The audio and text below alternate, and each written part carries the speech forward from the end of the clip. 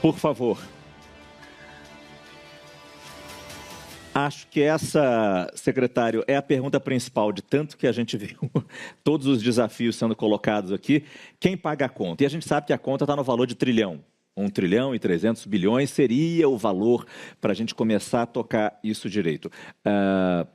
Quem vai pagar essa conta? Como é que estão essas discussões? Boa noite, muito obrigado. Boa noite, Márcio. Boa noite a todos que acompanham esse debate. Boa noite, governador, diretora Verônica. É um prazer. Esse tema do financiamento, de fato, ele é um tema central na agenda da COP30 e da discussão internacional de mudança do clima por esse fator, né? Tem países que, ao longo do tempo, emitiram mais carbono nos seus processos de desenvolvimento, contribuíram mais para essa situação que a gente tem hoje, em que os impactos já são materiais e que, na discussão internacional, teriam mais responsabilidade de aportar recursos. E esse valor do 1,3 trilhão surge de um relatório do Nicholas Stern e outros economistas que, na última conferência, fizeram essa estimativa. Quanto países em desenvolvimento precisam investir para cumprirem com a sua parte na descarbonização, mas também para criar a resiliência, fazer os investimentos em adaptação. Então, esse é um tema que permeia a agenda, mas as indicações que estão lá no relatório e o diálogo que está sendo feito, Márcio, é no sentido de dizer que é uma composição, de fato, precisa ter investimento privado e as empresas têm capacidade, como a gente viu aqui os exemplos, de mobilizar recursos de investimento, as instituições financeiras têm condição de aportar recursos, mas também financiamento por meio dos bancos multilaterais, por meio do financiamento bilateral entre países e também tem uma conta que cada país também tem os seus esforços de mobilizar recursos públicos e privados. O desafio é ter marcos e ter compromissos do ponto de vista dos países desenvolvidos, do ponto de vista dos bancos multilaterais, de como e que mudanças eles têm que fazer para que, de fato, esses recursos se tornem efetivos e disponíveis para que os investimentos ocorram. Agora, o último ponto, Márcio, é importante dizer que a gente, como país que é presidente da COP30, vai chegar lá mostrando que a gente é capaz de fazer inovação nesse campo. Então, a gente deu vários passos nesse sentido. O nosso Fundo Clima, ele, desde o ano passado, ele tradicionalmente tem lá seus 400 milhões por ano. No ano passado, nós conseguimos aportar 10 bilhões nesse fundo e o BNDES, operador do fundo, aprovou em operações 10 bilhões e 200 no ano passado e contratou 6 bilhões e poucos só no ano passado. Esse ano aportamos mais 11 bilhões para financiamentos e o BNDES fala que a demanda, e é bom que tenha uma demanda das empresas, também um pouco do setor público, num patamar muito maior que esse.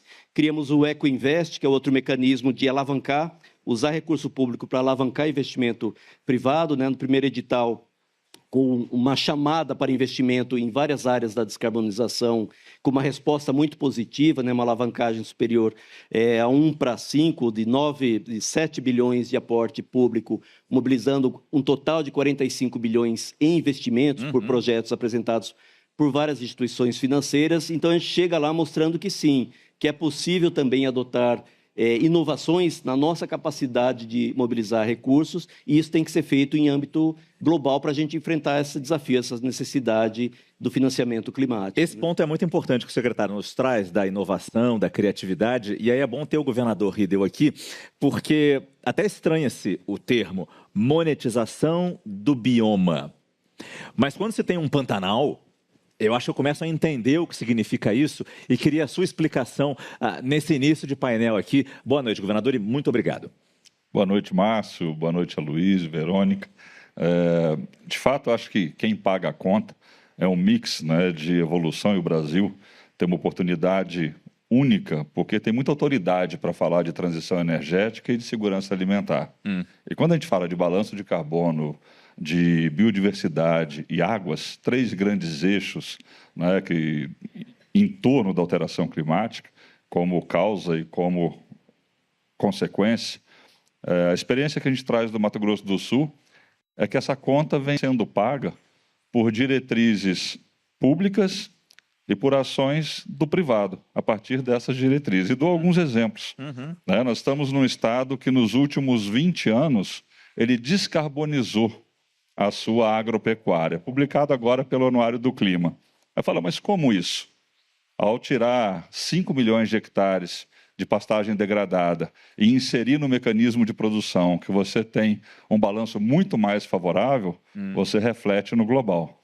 O bioma Pantanal, e a Luiz conhece bem essa história, tem 83% da sua preservação ainda do módulo nativo. E todos aqui acompanharam 2020, 2023, grandes incêndios. Sim. Convido a todo mundo para ir no Pantanal hoje. E convido para conhecer a nossa capacidade de reação e de prevenção em 2020 e em 2025. Quando eu falo de política pública induzindo atitude, os PSAs que nós estamos lançando agora, que vão atingir 14 bases de corpo de bombeiros esparramadas pelo Pantanal, ele é para produtor, não é para o público. O maior interessado é a manutenção desse sistema dentro do sistema produtivo da maneira como ele é. O maior programa de PSA, Programa de Serviço Ambiental, que nós fizemos agora a partir da Lei do Pantanal, ele está viabilizando o pagamento direto para evitar qualquer tipo de alteração. E a gente, pela primeira vez, comprou licença já emitida por nós mesmos, a partir de um fundo Pantanal criado na lei. E isso tem motivado produtores e ambientalistas a trabalharem juntos na busca de recursos, na captação para o fundo e pela própria política pública, que induz a esse tipo de ação. A pecuária sul-mato-grossense, ela, nos últimos 20 anos, ela diminuiu o seu rebanho, diminuiu a sua área e manteve a sua produção. Olha. Aumentou em muito a sua produtividade. Para dar um exemplo de uma atividade que é taxada de alta emissora. Então, nós estamos caminhando num processo, o Miguel aqui da Motiva fala de um investimento importante no Estado, de 10 bilhões, e traz elementos dentro desse investimento de alto nível de sustentabilidade. Então, a gente vê com muito bons olhos o setor de bioenergia, produzindo energia a partir de biomassa, produzindo biometano, que vai entrar na matriz de veículos e na própria matriz de energia do Estado. O setor florestal, que com grandes empreendimentos, e são mais de 5 hoje, estão gerando energia para os seus empreendimentos e exportando energia para o mercado consumidor. O Estado é um mercado pequeno que não tem nem a capacidade de consumir tudo que produz a partir de energia limpa, é 94% da nossa energia. Então, a conta, a partir das potencialidades, e por isso que o Brasil tem um diferencial competitivo, e talvez essa seja a grande mensagem na COP, ela é paga por uma diretriz pública e muito pelo setor privado. E, Verônica, e com relação aos investimentos em infraestrutura hídrica no Brasil, é muito mais recurso público do que recurso privado. Pergunto, o que fazer para atrair mais recursos do privado para garantir esse quadro bonito que nós estamos tentando desenhar aqui nesse final do nosso painel. Boa noite, muito obrigado. Bom, boa noite a todos. No caso da infraestrutura hídrica, o Brasil hoje tem uma infraestrutura hídrica dos anos 50, 60, 70, basicamente construída com recursos da União, DENOX, Codevasf, o antigo DNOS, e algumas obras de infraestrutura hídrica feitas pelos estados, principalmente na região Nordeste, em função, obviamente, do bioma da região do semiárido, em que se demanda uma infraestrutura hídrica mais robusta para ser capaz para atender a necessidade de abastecimento humano da população da região do semiárido.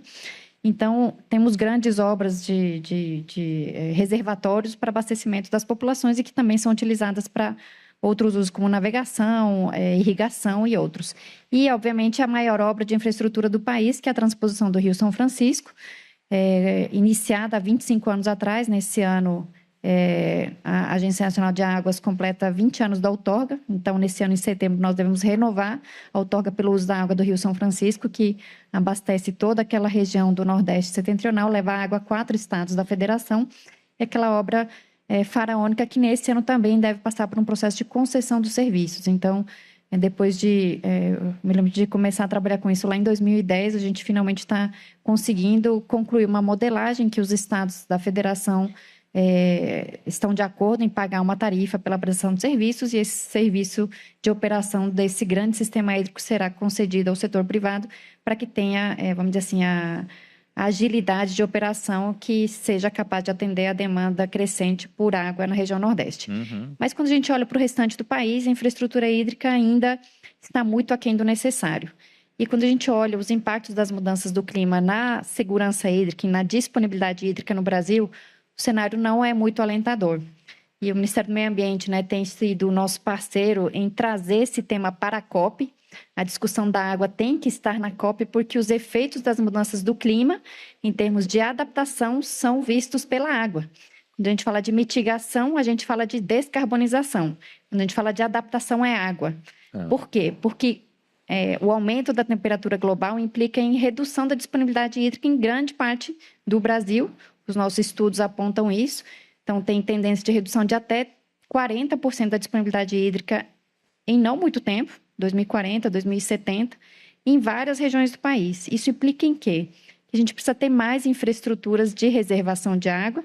Hoje, o Brasil, basicamente, a reservação de água está concentrada nas grandes hidrelétricas, que foram construídas há muitas décadas atrás, há mais de 10 anos, 15 anos. A última grande hidrelétrica foi Belo Monte, foi em 2011, a construção dela, 2014 foi o início da operação.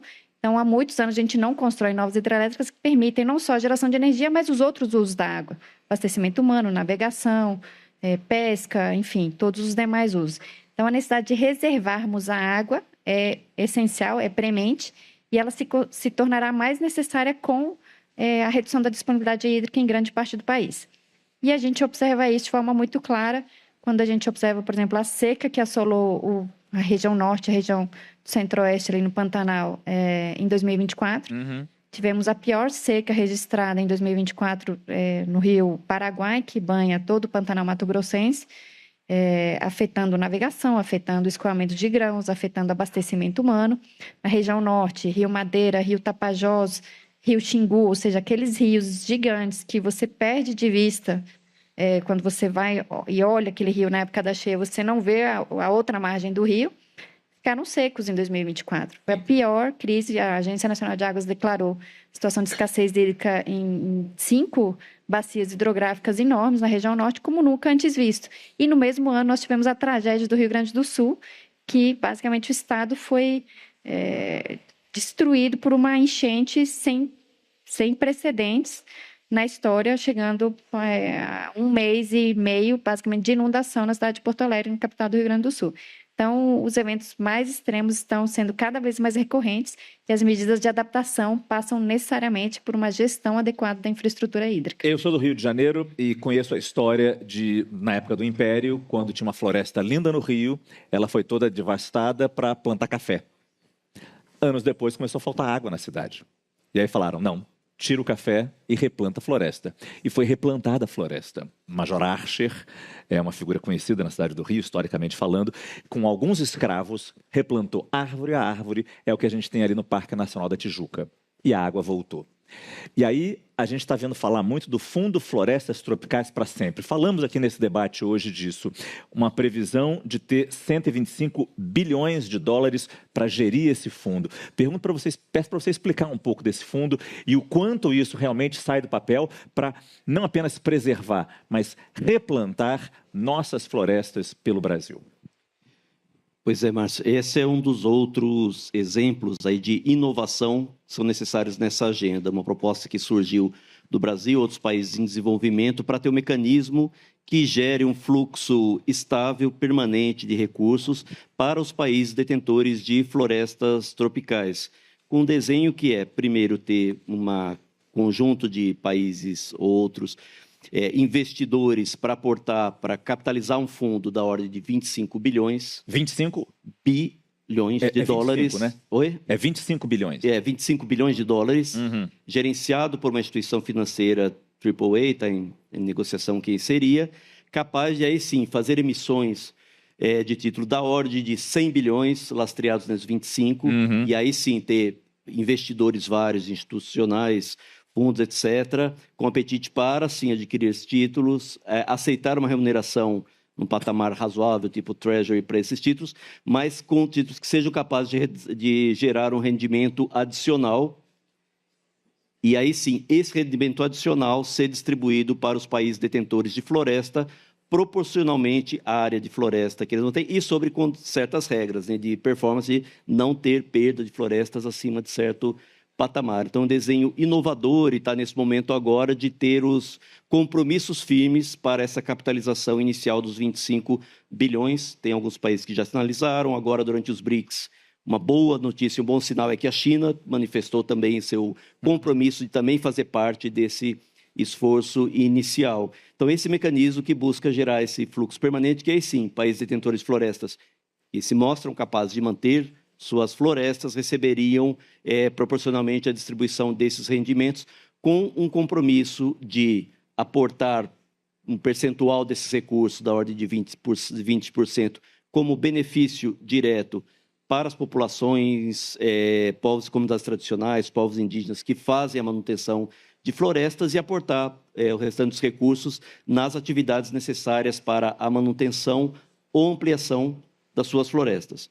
É muito importante também, a gente sempre tem em mente que para o Brasil, na nossa estratégia climática, quando a gente fala de meta da NDC, de redução de emissões e também na adaptação, para ter água a gente precisa ter bacias hidrográficas saudáveis e protegidas, as florestas são um tema central. A gente não fala de política climática, de meta climática, se a gente não tiver no centro as florestas, em termos de redução e eliminação do desmatamento, em termos de recomposição de florestas, de revegetação no estoque que a gente tem de áreas degradadas, né, de baixa rentabilidade, que permitam, né, restaurar bacias hidrográficas, gerar serviços ecossistêmicos e um serviço que o mundo quer, que é remover carbono da atmosfera. A tecnologia mais custo-efetiva de remoção de carbono da atmosfera é a restauração florestal, e o Brasil tem um potencial enorme para isso. Isso já está ocorrendo, tem investimentos, projetos de investimento privados em restauração florestal, porque isso é uma demanda e há, de fato, uma necessidade e há a possibilidade de capitalizar isso na forma de créditos de carbono, de mecanismos como esse. Então, falar de florestas é um tema central na estratégia climática do Brasil de mitigação e adaptação, juntamente com as outras medidas. As transformações são necessárias nos transportes, na infraestrutura, no setor elétrico, na nossa matriz de combustíveis, mas uso da terra e florestas, além da agropecuária, são agendas centrais, e inovações como esse Fundo Florestas Tropicais para Sempre vão ser determinantes da nossa capacidade de continuamente fazer a manutenção e a recuperação. E acaba sendo muito simbólico para quem está fora das discussões entender preservação da floresta, fica fácil para as pessoas participarem do debate. Governador, o senhor falou como o agro contribuiu ou contribui ainda para atingir metas de uma economia de baixo carbono. O senhor falou na redução de cabeça de gado e a manutenção da produção como era antes. Isso é um dado impressionante. Agora, mesma pergunta que eu fiz para o representante da indústria do alumínio aqui. Até que ponto agrosustentável pode ser financiado com crédito de carbono, biodiversidade, ESG? Ou o mercado ainda é lento para acompanhar essas mudanças necessárias? O mercado é lento para acompanhar essas mudanças necessárias, mas eu entendo que o potencial é gigantesco para que isso aconteça e está acontecendo. O estado do Mato Grosso do Sul, e exemplificando novamente, 36 milhões de hectares, 1/3 disso é Pantanal. Uma área menor de Mata Atlântica e o restante Cerrado. Essas mudanças elas se deram basicamente no Cerrado, que é onde está a maior matriz de produção agropecuária. E se nós olharmos o uso e ocupação de solo nos últimos 10 anos, nós vamos ver essa dinâmica e essa transição para atividades que só a agricultura tropical pôde oferecer para o mundo em termos de produtividade e em termos de balanço de carbono. Quando a gente fala de plantio direto para a produção de grãos, quando a gente fala do setor de bioenergia, do setor florestal, para dar alguns exemplos, nós podemos mensurar em todas essas cadeias produtivas uma capacidade de reter carbono no solo e poder garantir aumento de produtividade com essa eficiência de balanço de carbono, que é única no planeta. E esse financiamento ele está cada vez mais presente na vida, no dia a dia dos empresários. Como foi bem lembrado que a Hydra colocou uma mudança de drive. E temos alguns exemplos. O setor demandante de energia, que hoje é a inteligência artificial, os data centers crescendo muito. Só no estado que não tem essa tradição. Nós temos 2 ou 3 grandes projetos de geração de energia limpa para abastecer projetos dessa natureza. Veja como uma alta tecnologia está financiando o agro embaixo, o gerador de energia. Então, são coisas e questões disruptivas que o mercado vem se adequando e a política pública ajuda de que maneira?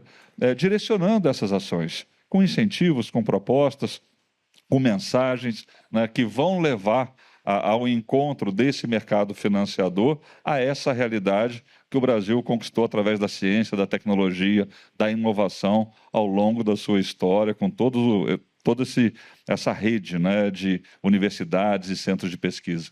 Eu acho que a gente falou pouco de regulação, eu esperava que a gente falasse mais, talvez tenha sido um problema meu, um defeito meu de não ter perguntado tanto. Daí eu vou perguntar para você, da Ana, até que ponto a Ana se preocupa com essa questão da regulação e como provoca isso para atrair mais investimentos? A gente sabe que esse é um ponto importante. Com certeza, Márcio. Eu acho que certamente os meus colegas aqui das outras agências reguladoras devem ter mencionado isso, mas sem regulação não tem segurança jurídica, não tem previsibilidade, não tem atração de investimentos para ampliação da infraestrutura do país e melhoria da prestação de serviços, sejam eles saneamento básico, sejam eles serviços de transporte, sejam eles serviços de saúde.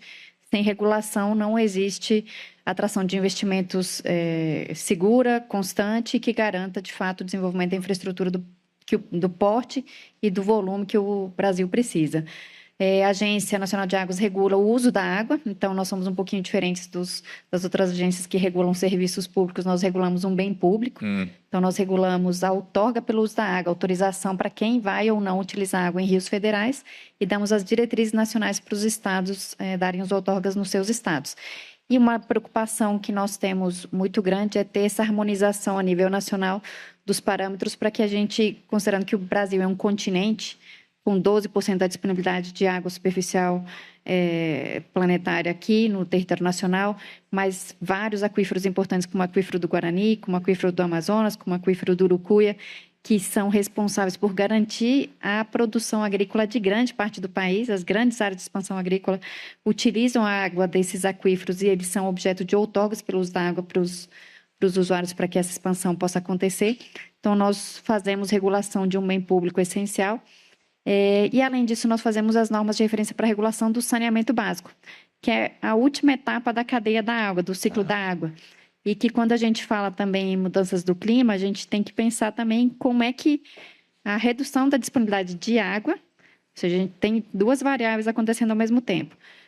O aumento da temperatura global reduz a disponibilidade de água e, ao mesmo tempo, nós temos uma demanda maior de água para data centers, para a produção agrícola, para consumo humano e uma expectativa de que o Brasil universalize o acesso aos serviços de abastecimento de água e esgotamento sanitário para mais de 100 milhões de pessoas e, com isso, a gente também vai ter um aumento da pressão pela disponibilidade hídrica.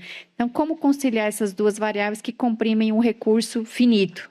Então, esse é o grande desafio que temos todos e é um desafio compartilhado com estados, com municípios, com os demais poderes do Executivo, do Legislativo e, inclusive, o Judiciário que tem atuado nisso. E nós regulamos o saneamento com o objetivo de quê? Universalizar os serviços. A lei estabelece a meta até 2033.